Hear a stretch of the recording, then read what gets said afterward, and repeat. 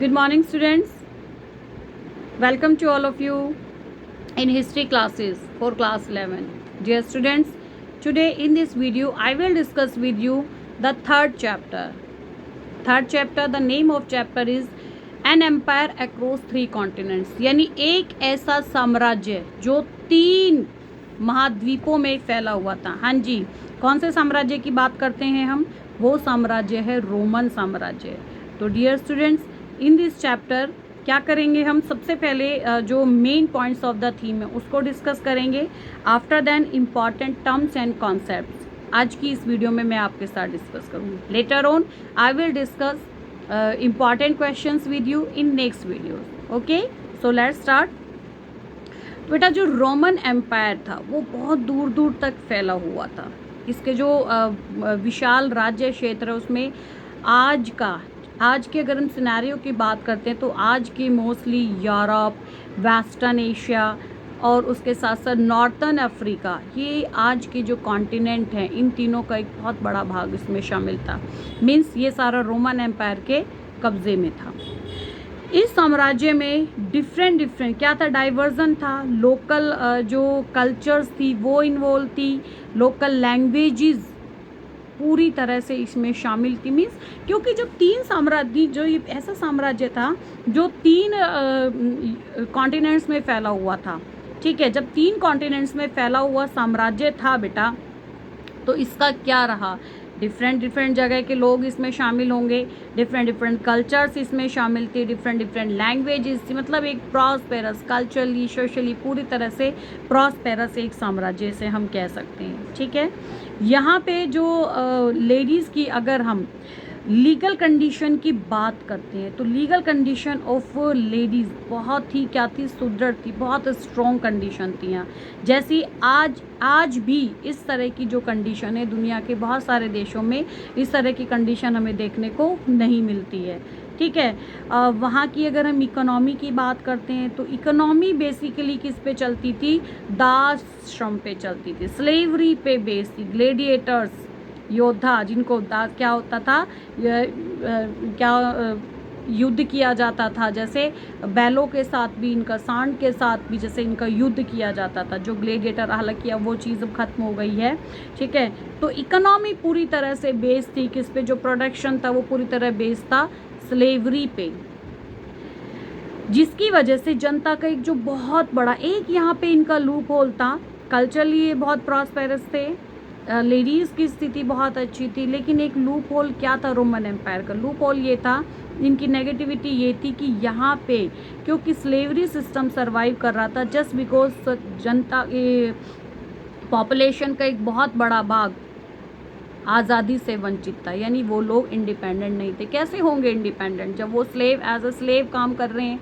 ठीक है, तो इस तरह से क्या हुआ, ये धीरे धीरे यहाँ पे ये पूरी तरह से स्लेवरी सिस्टम डेवलप कर जाता है. ओके, तो अब ये स्लेव्स यहाँ आते कैसे? ये स्लेव्स जैसे जैसे रोमन एम्पायर ने अपना ऑक्यूपाई करना शुरू किया तो जो यहाँ पे उत्तरी अफ्रीका के जो अफ्रीकन कंट्रीज से इन लोगों से जो लोग पकड़ करके लेकर के आए उनको क्या करना शुरू कर दिया? रोमन लोगों ने अपने घरों में एज ए सर्वेंट रखना शुरू कर दिया. धीरे धीरे क्या हुआ? उनको एज ए स्लेव, यानी परमानेंट, जब तक वो जिएंगे तब तक उनको एज ए स्लेव यहाँ पे कंसिडर. इस तरह से एक शुरुआत होती है स्लेवरी सिस्टम की रोमन एम्पायर में, जो लेटर ऑन क्या होता है दुनिया के और देशों में भी फैल जाती है. हालांकि बाद में ये खत्म हो गई थी. ठीक है, तो इनका एक नेगेटिव पॉइंट क्या था इस एम्पायर के कि यहाँ पे जनता का, पॉपुलेशन का एक बहुत बड़ा भाग वंचित रह गया था. किससे?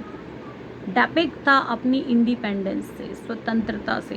1st सेंचुरी के आसपास की अगर हम बात करते हैं तो इस समय जो इनका एक क्या था? सैन्य नायक, जिस लीडर था, मिलिट्री लीडर जूलियस सीजर के अधीन रोमन साम्राज्य, उसने इतना ज़्यादा एक्सटेंशन कर दिया था रोमन साम्राज्य का कि ये रोमन एम्पायर आज का जो एट प्रेजेंट का जो ब्रिटेन है और जर्मनी है, यूरोप में ब्रिटेन और जर्मनी तक ये रोमन एम्पायर फैल गया था. ठीक है, बात करते हैं अगर हम लैंग्वेज की तो क्या थी इम्पॉर्टेंट लैंग्वेज? बेटा, ये जो मैं आपको चीज़ें बता रही हूँ इनको आप वीडियो देखने के साथ साथ पॉज करते हुए इनको नोट करते जाइए. ये आपके चैप्टर के नोट्स बनते चले जाएंगे. ठीक है, लैंग्वेज क्या थी रोमन एम्पायर की? लैंग्वेज थी लैटिनी. लैटिनी, जिसको हिंदी में लातीनी भी बोलते हैं। लेकिन अगर पूर्व में रहने वाले जो लोग थे, जो ईस्टर्न एम्पायर के ईस्टर्न भाग में रहने वाले जो लोग थे, वो यूनानी यानी ग्रीक लैंग्वेज का ही यूज़ किया करते थे। रोम के लोगों के मन में जो है यूनानी लैंग्वेज के लिए, यूनानी कल्चर के लिए बहुत ही ज़्यादा रेस्पेक्ट थी, बहुत रेस्पेक्ट थी यूनानी कल्चर के लिए। फर्स्ट सेंचुरी बीसी में के लास्ट टाइम में देखते हैं कि साम्राज्य में जो है, एम्पायर में क्या होने लगा, पॉलिटिकली जो स्ट्रक्चर है उसमें हमें कुछ चेंजमेंट देखने को मिलती है।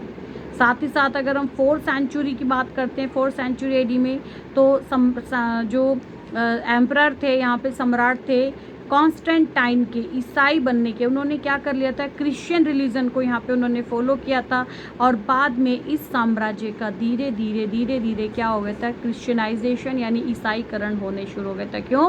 क्योंकि वहाँ के सम्राट जो थे कॉन्स्टेंटाइन, उसी ने ईसाई धर्म को, क्रिश्चियनिटी को यहाँ पे अडॉप्ट कर लिया था। तो फिर उन्होंने जो धर्म खुद से अडॉप्ट किया, उसी धर्म को उन्होंने फैलाना शुरू कर दिया। ठीक है।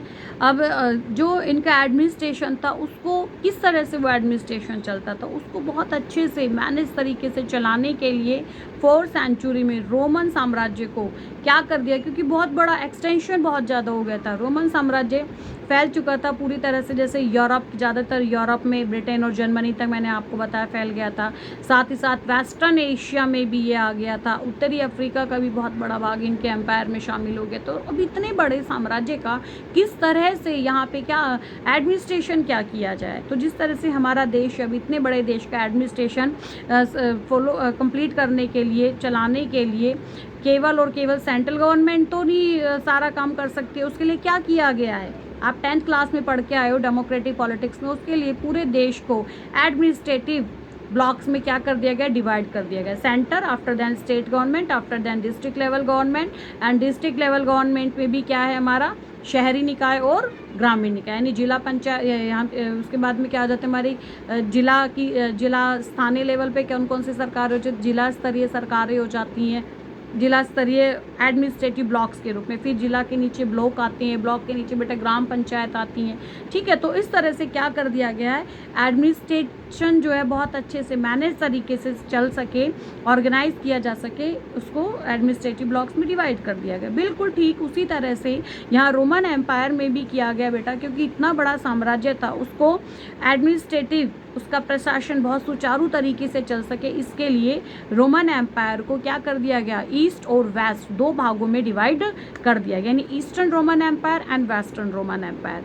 लेकिन जो वेस्टर्न रोमन एम्पायर था, उसके जो सीमावर्ती क्षेत्र थे, यानी जो उसकी सीमा से लगने हुए जो क्षेत्र थे, बॉर्डर से लगते हुए क्षेत्र थे, जैसे गोत, विसिगोत, वेंडल और अन्य, ये ऐसे क्षेत्र थे जहाँ पे बहुत सारी ट्राइबल कम्युनिटीज़ रहती थी। अब इन ट्राइबल कम्युनिटीज़ और रोम के बीच में, क्योंकि रोमन एम्पायर ने क्या किया था, ज़बरदस्ती इन पे अपना कब्जा किया था, ये ट्राइबल कम्युनिटीज़ जो थी उनके साथ कोऑपरेट नहीं करना चाहती थी। इसी वजह से जो एडमिनिस्ट्रेटिव सिस्टम था वेस्टर्न रोमन एम्पायर का, वो थोड़ा सा यहाँ पे अनसिस्टमैटिक होने लगा।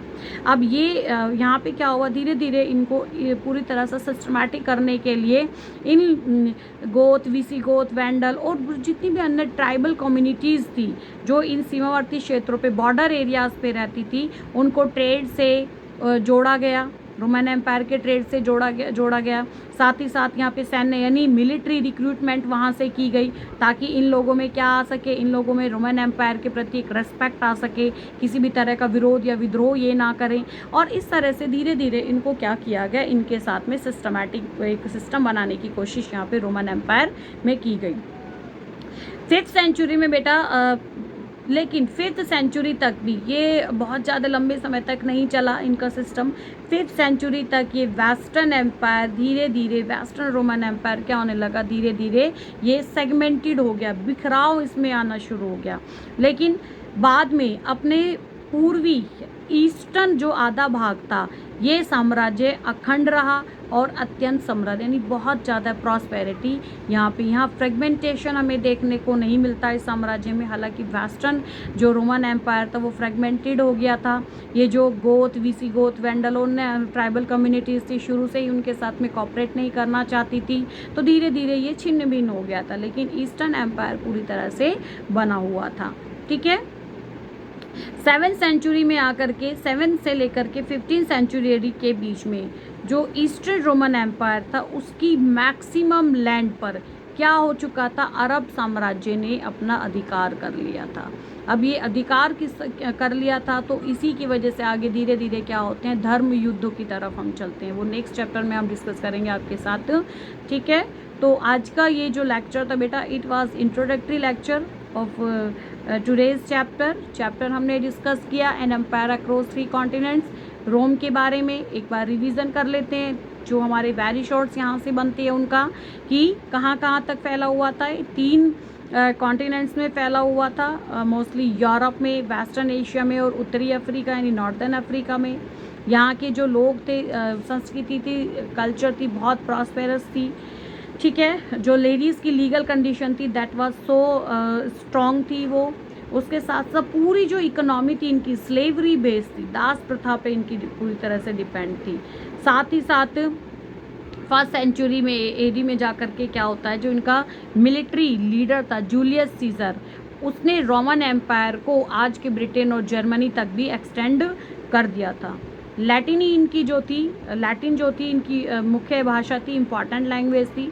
लेकिन जो ग्रीक लैंग्वेज थी उसका प्रयोग ज़्यादातर रोमन लोग करते थे।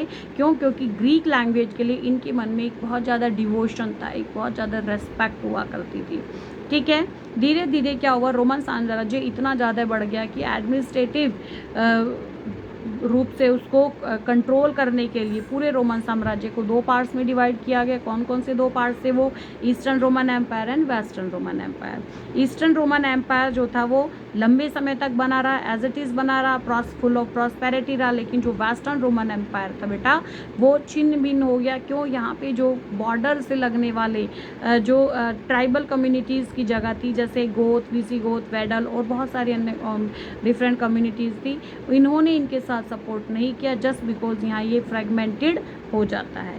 ठीक है, और 7th सेंचुरी से 15th सेंचुरी तक क्या होता है कि पूर्वी रोमन साम्राज्य, ईस्टर्न रोमन एम्पायर पे भी धीरे धीरे अरब लोगों ने इन्होंने क्या कर लिया था, अपना अधिकार कर लिया था।